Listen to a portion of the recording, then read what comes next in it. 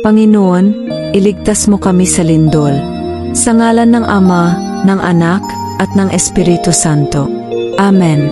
Panginoong Diyos na makapangyarihan sa lahat, lumikha ng langit, lupa, at buong sanlibutan. Lumalapit kami sa iyo na may kababaang loob at buong pagtitiwala.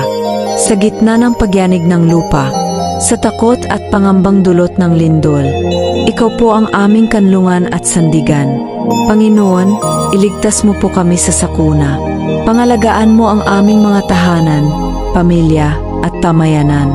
Itago mo po kami sa iyong mga pakpak, upang kami hindi mabagabag at mapahamak.